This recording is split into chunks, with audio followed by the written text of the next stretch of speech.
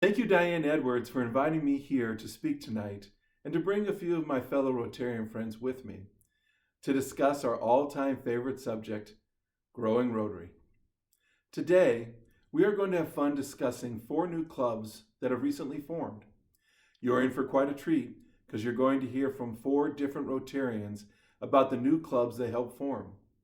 My name is Tom Gump, and I am the District Governor-elect for Rotary District 5950. Our district is located in Minnesota and includes the city of Minneapolis and its suburbs. Our northern edge is in St. Cloud, Minnesota, and our southern edge goes to Iowa.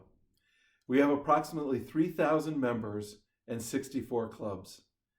3 of these clubs were started in the past few years, and we are looking forward very much to charting our next club in the next couple of weeks. Today, I'm going to tell you about my Rotary experience and how we started a Veterans Club. Steve Solbreck is going to talk about how we started the Eco Club. Lloyd Campbell is going to talk about how he helped start a Passport Club. And Karen Walkowski is going to tell you about the first ever club that we're starting to help fight human trafficking. And then we'll have questions and answers at the end of the presentation. I joined Rotary about 7 years ago. My neighbor, who I work out with a few times a week, gave me about a dozen or so invitations, and I finally said yes, just so he would stop asking. I enjoyed my first meeting so much, I joined almost immediately. The club members were so welcoming that I felt a part of the group right away. Everywhere I ran around town, the grocery store, professional gatherings, local nonprofits, and church, I saw other Rotarians and felt a strong connection with them. After my first official meeting as a Rotary member, the president of my club back then asked me what I wanted to do to become more engaged in the club. I told her I wanted to work on the 4th of July parade, and she told me that wasn't a Rotary event. However, she did connect me with the parade team because that's what Rotary does. It connects the world. After a few years, I became president of my club, and I made it my goal to grow our club's membership. I love Rotary, I love our club, and I wanted to share that Rotary experience with my friends and colleagues. Our club started that year with 68 members and ended that year with 94 members. 11 of our new members were women, and 6 of them were under 40. Over the years, like all clubs, some members left and others joined. Our club now stands at 87 wonderful members here today. However, even though it's my place to start every Tuesday morning and my favorite place, not everyone wants to wake up at 7:30 a.m. on a Tuesday morning and have breakfast at a country club. This is true regardless of how crispy the bacon is. Rotary North America has a membership problem. Rotary International membership has been at approximately 1.2 million members for the last 25 years, and the percentage of members in North America is steadily declining. In fact, North America now comprises just under 30% of the total Rotary International global membership. If our trend in North America continues, and the trends elsewhere in the world continues, North America will represent only 10% of RI's global membership by 2030. We all want Rotary to grow in North America and around the world. But how do we do this? Of course, we love our clubs, we want them to grow. However, we need to start new clubs to meet the needs of the passionate, service-minded people who are looking for a place to connect, but don't want to be part of a country club breakfast on a Tuesday morning. And starting those new clubs is not as hard as you may think it is. For example, let's look at the Rotary Club of Minnesota Veterans, which is the first Rotary club serving veterans in the world. Last June, President Maloney was encouraging all of us to look for Rotarians in our local communities and to start new clubs, even in areas where we already have clubs. Now remember, I told you when I first joined my Rotary Club, the president connected me with the 4th of July parade in our city. A big part of that parade is a dinner for the veterans that we host the night before the parade on July 3rd. When I was working for the parade last year, I started talking to the veterans about the possibility of starting a Rotary Club to serve veterans. I realized that those veterans reminded me of my Rotary friends. They are service-minded, they have a lot of experience to share, and they value fellowship. From the Veterans Dinner, I had a mailing list of approximately 200 veterans. And so our quest to begin the first ever Rotary Club to serve veterans in the world started. A local club, Brooklyn Park, helped me send out letters. A local general made introductions for me, and I started hosting a few lunches here or there. And 2.5 months later, on September 12th, we chartered the first club for veterans. After a couple months, the club more than doubled its membership, growing to over 50 members. They started sponsoring service projects. They formed their own foundation. They obtained tax-exempt status from the IRS for its foundation. They secured donors for the foundation. And they rallied support from clubs and districts around us and community members to raise over $20,000 to build a game room for veterans at a local veterans home. How did this happen? They all shared a similar passion, service to veterans. Now, there's no active duty bases from any branch of any part of the military in my state, and I am not a veteran. So if I can do it, you can too. Thank you.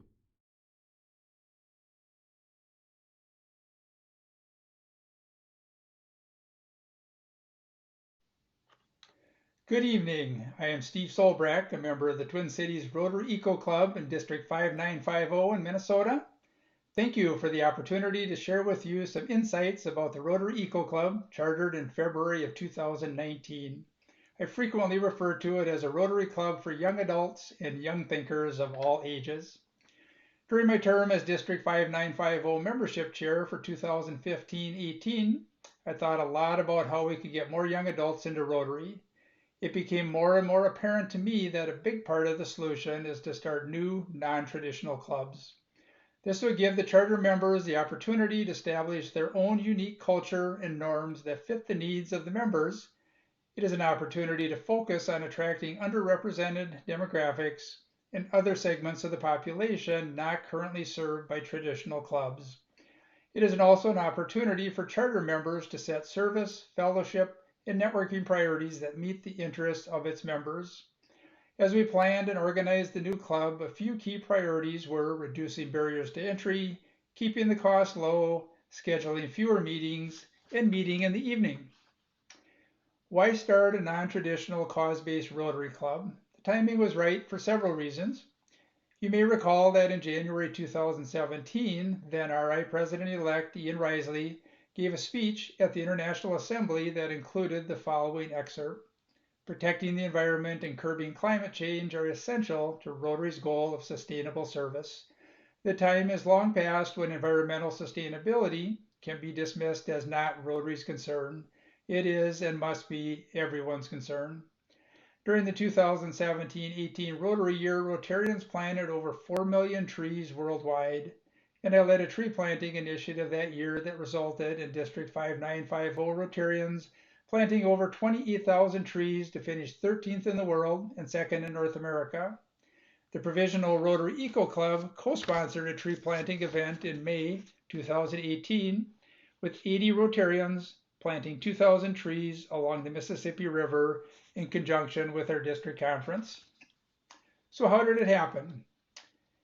At an informational meeting in April of 2018, over 50 people attended, including 15 supporting Rotarians.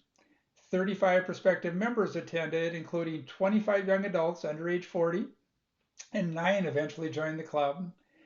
Social media has been a huge factor in the development and chartering of the club. The Facebook page was created and managed by Jordan, a young adult under age 30. Austin, a young adult under age 30, came to me with an idea to set up a meetup group to make even more people aware of the Eco Club. Our Facebook page has 348 followers and the meetup group has 423 members. At least 11 of our members found us on Facebook or Meetup. 14 of our members have previous Rotary connections. I initiated over 15 one-to-one meetings with prospective members as the club was being developed.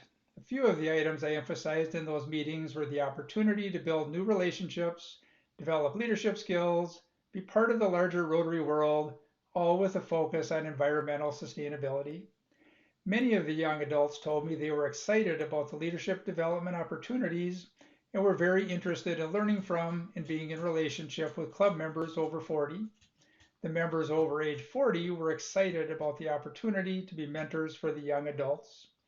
We meet the first and third Tuesday evenings of each month at 6:30 p.m. We do not have a set meeting location. Our annual dues are $240 with $60 invoiced quarterly. Meals and beverages are always optional. What was the result? The Twin Cities Rotary Eco Club, chartered in February 2019 with 25 members, 48% female, 44% under age 40, 32% under age 30, average age 42. 5 of our 7 officers and directors are under age 40, and 5 are female. In March 2019, the Rotary International membership team interviewed 3 of us for a 15-minute podcast they posted to the RI SoundCloud site. Emily Spott is club president, and she is in her early 30s. Emily said, "Another really important aspect to this club is making sure it is a welcoming place for women leaders. Steve has done a wonderful job mentoring all our members and really making sure we have a commitment to an inclusive point of view. We're able to see that everyone can be a Rotarian. What matters is you have a commitment to service and believe in community. It is important to be explicit and affirmative regarding the importance of having women in young adult leadership." Jordan Hartzheim was club membership chair at the time, and she is in her mid-20s. Jordan said, "When I met with Steve, he really went in and found out what I'd like to do. It was really exciting for me to know that everything I was looking for could be met through my involvement in the club. As a young adult, the opportunity to be in a leadership role was very important. The warmth and vibrancy of the group, with everyone passionate about the same things, has been fun to be part of. When the meetings end, it seems like everyone stays to talk and network." My wife is a charter member of the Rotary Eco Club. We both attended the district conference in May 2019. At the luncheon, she sat at a table and saved a place for me. She introduced herself and told the others she was a member of the Eco Club. Someone said, "Oh, you are the club that breaks the rules." My wife was offended. I took it as a compliment. I had not intended on leaving my Rotary Club of 28 years to join the Eco Club, but it was such a fun, energetic, vibrant group, and I so enjoyed being in relationship with all those young adults that I became a charter member. Thank you.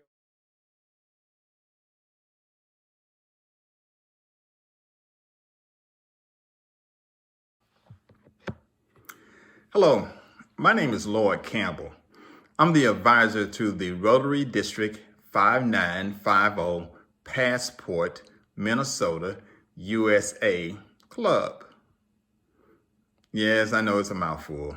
We like to call ourselves the Rotary Passport Club of Minnesota, or RPM for short. I'm one of their honorary members. Thank you for giving us the opportunity to tell the story of our new Rotary Club. And I would be remiss if I did not invite everyone to attend one of our live meetings. Every Thursday at noon, you can just go to our website homepage, and at the bottom of the page, press sign up for the meeting. And we'll send you a registration link. Complete the information, and Zoom will send you a link to the meeting. Try to sign on about 5 minutes before noon. We like to say that we are always on time. When you attend as a Rotarian, you'll see something very familiar. The 4-way test, Happy Bucks, a membership moment, and a speaker program that sometimes cover an international project with the speaker coming live from the country where he's talking about. The difference for you would be the meeting platform. We are a Rotary Club with a flexible platform, 24/7, virtual and in person, and no geographical restrictions, and the opportunity to visit any club worldwide with an online meeting capabilities or in person. We are not a cause-based club. We're just a Rotary Club, the Rotary Passport Club of Minnesota, a club that truly connects the world. Let's talk about the demographics of the club. The Rotary Passport Club of Minnesota is made up of 50% of women. 30% of the club are minorities. 11 members of the club of ages less than 50 years of age. Our members come from Maryland, Pennsylvania, Florida, Georgia, Texas, and of course, Minnesota. 20% of the membership is already signed up to complete the grant management seminar. 45% of the club are past Rotarians. Most of the past Rotarians were presidents of their former club. Now, how did we get to this point? How did the Passport Club come into being, and what are the plans for the future? The Passport Club was born out of the concern on how we can attract and keep new members. How do we attract a new demographics to Rotary and engage those members to solve problems on both the local and world stage? How do we provide value to those members? As you know, membership growth is composed of two components. I hope I don't have to go over these numbers. But it all started with numbers. The 62 clubs in our district only increased membership plus 5. The 2 non-existing clubs, as of 8 months ago, created 68 new Rotarians. The 2 non-existing club models were a new cost-based club and a Rotary club with a flexible platform. You see, Minnesota is the number 2 state in the country for people willing to volunteer, to do service. Minneapolis is the number 1 large city in the country where people are willing to do volunteer work. The potential growth is there. We need to provide a membership model for potential members to join. Now, grant you, we're not looking for bodies. We're looking for good Rotarians. We started with the RI studies and conducted several studies with a district focus. We did the membership survey, health checks, termination reports, district surveys, and focus groups. From that information and the support of the district leadership, the Rotary Passport Club of Minnesota was born and chartered. Now that was step 1A. Step 1B is to grow the club and to prepare it for the future. We are learning from our other newbie brothers that making sure that members are engaged and providing values to the members will be the key to any future success. We are just starting. We have to create an infrastructure that matches our goal. List of clubs with online meeting capabilities. Develop an online fundraising opportunities. Develop a robust website and social media presence to manage our growing needs.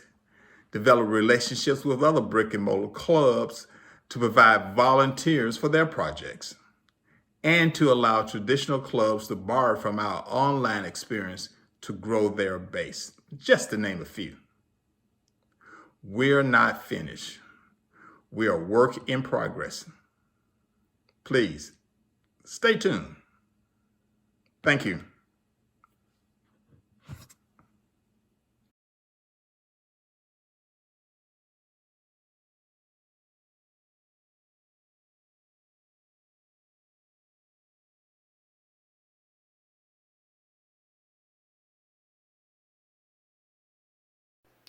Hello, my name is Karen Walkowski, and I am the president of the new Rotary Club to End Human Trafficking.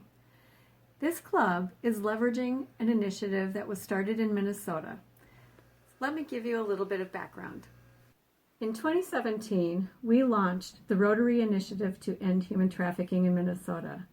I was president of my local Rotary Club at the time, and I'm working with the district governor of that year, as well as his successors. We launched this initiative. Over the last 3 years, we've been able to grow this initiative to become a tri-state initiative, which includes 3 districts that include all of Minnesota, plus North Dakota, Wisconsin, and even a part of Ontario.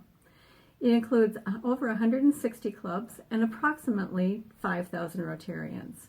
With this initiative, we've also established relationships with key stakeholders in our community, including the State Department of Health, the Safe Harbor Program, which is a legislatively funded program that decriminalizes victims. We've worked with tribal communities as well through the Minnesota Indian Women's Sexual Assault Coalition and other key nonprofit leaders. We've accomplished a lot in the last 3 years. Here's a few highlights. Some of these accomplishments include convening a summit of over 200 attendees, which included service providers, community leaders, members of law enforcement, education leaders, and Rotarians to drive action into our Minnesota communities. We have completed over 100 presentations to clubs and other organizations regarding human trafficking in our community. One of the things that we have done is when we present to clubs is to seek people who are passionate about this initiative about human trafficking and ask them to serve as a club champion. We're pleased to say that over 25 of our clubs have actually launched projects in their local community being led by those champions. We also convened our first Rotary Champion training, in which we had over 90 champions in attendance, and we are in the process of scheduling our second one to something that we hope to be an annual event. We have also created a logo and some brand images for this initiative. And finally, we've launched a website last fall. Here is a picture of the landing page.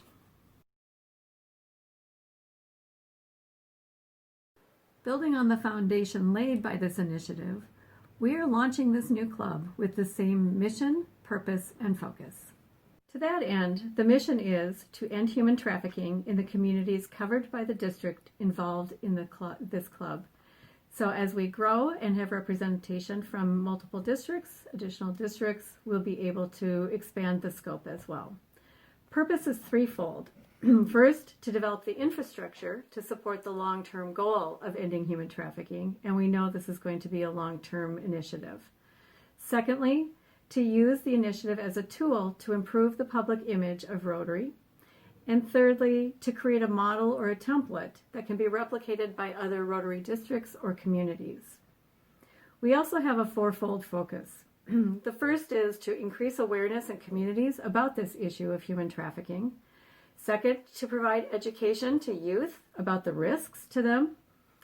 Third, establish options for vulnerable youth so that they know that they have choices other than becoming victims. And fourth, reducing the demand.